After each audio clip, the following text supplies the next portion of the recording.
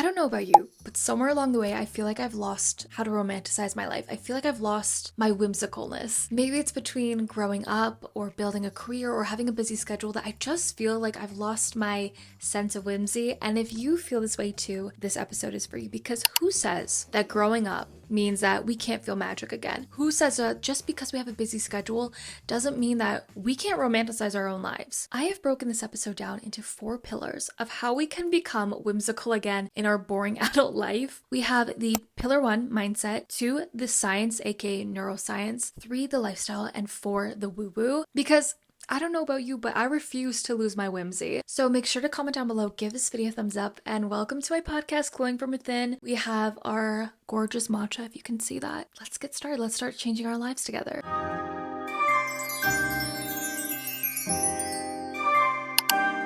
Okay, so as you guys know, we have a mantra, an affirmation for the week, the episode, and today's mantra is, all our dreams can come true if we have the courage to pursue them. Walt Disney. I think there's a misconception when it comes to being whimsical and what it really means. It's not an aesthetic, but it's more so a way of thinking. It's viewing life through the lens of, how can I make this moment feel more magical, even if it's just like my commute to work? Like, how can I make this moment feel like the most special moment? How can I make the mundane feel something like magical? We're going to start off with the first pillar of how to build whimsicalness in our life.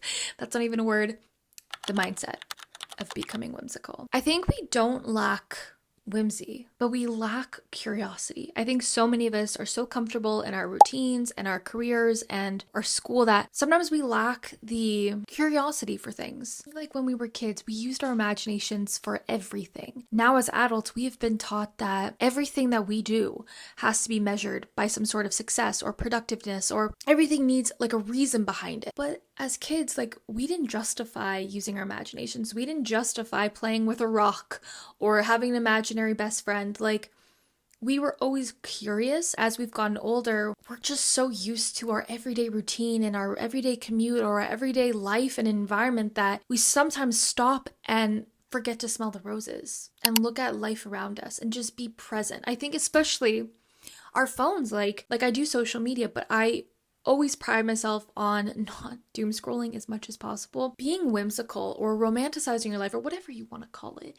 is basically like adding the color back into your life, adding the color back into your mundane routines, and stop feeling like we're living on autopilot. Life isn't about these big, grand moments, but it's about these small little moments every day. These little micro magical moments that make our life great, that make our life feel magical. And just being alive on this planet is magic in itself. And I think a lot of us forget that. I think a lot of us, me included, can get like so in our head and overthink so many things. And I think sometimes we just need to get back to like the basics and understanding just being alive is magical. How your body works and every cell and organ works together to keep you alive. Like, that is magic. So, speaking of science, we're going to go into the second pillar, my favorite pillar, the neuroscience of being whimsical. If you are nerd like me, you're going to love this section because I love everything neuroscience-y and researching all that stuff. So this one's going to be good. But first, I need a sip of my matcha. Okay, not the best one I made. It's not the best. So according to neuroscience, being whimsical, romanticizing your life, or just feeling curious again, like wanting to learn new things, wanting to try new hobbies, has such a positive effect on your brain because your brain is literally wired for curiosity. And when we're curious in life or want to try new things or learn new things, it literally releases dopamine in our brain, aka happy thoughts. So like when we watch the sunset, or when we make our morning coffee, or when we admire like a piece of art, what happens in our brain is that it activates our prefrontal cortex and fires off the vagus nerve, resulting in slowing down our heart rates, calming down our nervous system, and just feeling more present. But the biggest thing about living life whimsically is it actually protects your brain against aging. Okay? Listen to the study. A study done in 2025 was published that states that engaging in play or wonder, aka whimsical, engages our, I'm going to totally butcher this name, basically our LCNA system. This is crucial for navigating, for maintaining mental flexibility. Basically, you're helping cognitive decline by keeping that system active. I keep very busy.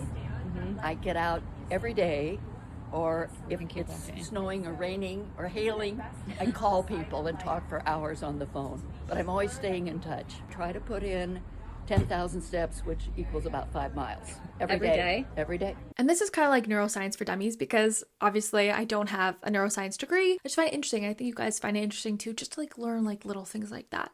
So don't quote me on here because yeah, but I'll put all the information, the studies I put and resources down below so you guys can read it if you want. But let's move into the third pillar, which is the lifestyle pillar of becoming whimsical. So I talked about this in one of my TikTok videos, but there's an analogy going around right now. If you feel stuck in life, if you feel like you've just lost your spark, what you're going to do is you're going to imagine yourself, okay, as 80 years old. And you're going to come back for one day in this current version of you, this 20-something, 30-something, 40-something version of you. What would she do today? How would she dress? How would she talk? What would she do? She's obviously going to romanticize her life because she's came back for one day. And so I like to do this when I feel really stuck because like I was in a big rut a couple weeks ago and I did this for a day. Game changer. Just changing the way that you think about the mundane. Another little like lifestyle tip is I did another TikTok video of this. Shout out to my TikTok, Nicole Victoriia. But I talk about a morning stack or a nighttime stack. Basically, I have like a little platter of things I like to do in the morning or night, just to like help me romanticize my life. Like I'll have like my iPad on it, on my skincare or my book or whatever, and just like having it out and I can see it and just grab it. So I want you to comment down below one thing that you would do if you came back as your 80-year-old self in this current version of yourself. What would she do today? Now, I know I said that being whimsical isn't an aesthetic. However, I do love an aesthetic because I am a Taurus. So aside from that, on an aesthetic standpoint, it's just owning your style, being a maximalist in what you like, embracing your personal style, embracing your inner decor, like adding personality to your space and your outfits, I think makes things feel whimsical. Or just like adding sprinkles to your coffee or making a morning soundtrack that's dedicated to that morning. Whatever it is, I think that's like the little aesthetic part of being whimsical. And the fourth pillar, the woo-woo of becoming whimsical. This is like for the spirituality girls, the girls that love the little, the little woo-woo side of this. So there's this concept going around in Buddhism where basically you approach life like you've never seen it before. Looking at your work commute or your everyday coffee or your everyday grocery run through a completely different set of lens. A lens of, I've never experienced this before. What am I going to do? What songs am I going to listen to on my commute to work? Trying your best to look through your everyday moments with a new set of eyes. Because maybe the real plot twist is this. Life isn't about these big, grand moments and these big, giant accomplishments, but it's about these micro, little moments in the everyday life of like watching the sunset or putting fresh bedding on your bed. These like little moments that make up your life. Because like I said earlier, being alive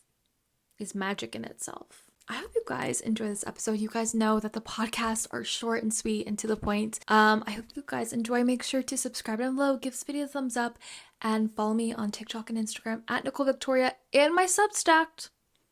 I'll see you over there. Follow my Substack at The Glow Society, where I put so many articles that are similar to this style of podcast. And I will see you guys in the next episode. I'm gonna go enjoy my bland matcha. Okay, bye guys.